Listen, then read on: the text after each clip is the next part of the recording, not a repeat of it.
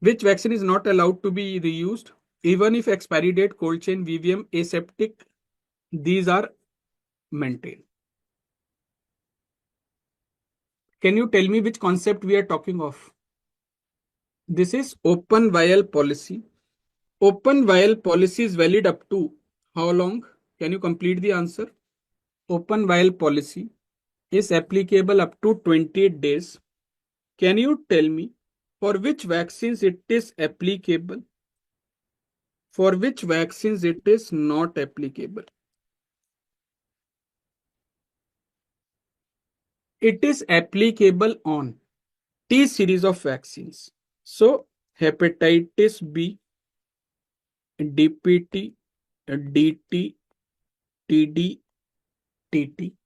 It is applicable on pentavalent, which includes Haemophilus influenza B, OPV, IPV, both live and killed. It is also applicable on pneumococcal conjugate vaccine. It is not applicable on lyophilized vaccines, powder vaccines, BCG, yellow fever, measles, MR, MMR. Not applicable on Japanese encephalitis, not applicable on COVID vaccines. Now the only question remains rotaviral vaccine. Where should I put rotaviral vaccine? Applicable, not applicable. We discussed in all our sessions till now. If you have attended live mission classes or you have gone through rapid revision videos or the main videos, actually it falls in both.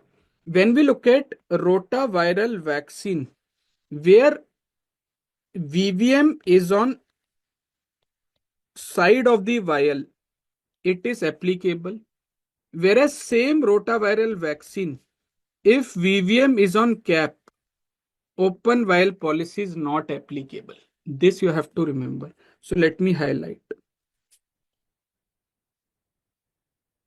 So you can see if it is on the cap, open vial policy is not applicable. If VVM is on the side of the vial, it is applicable.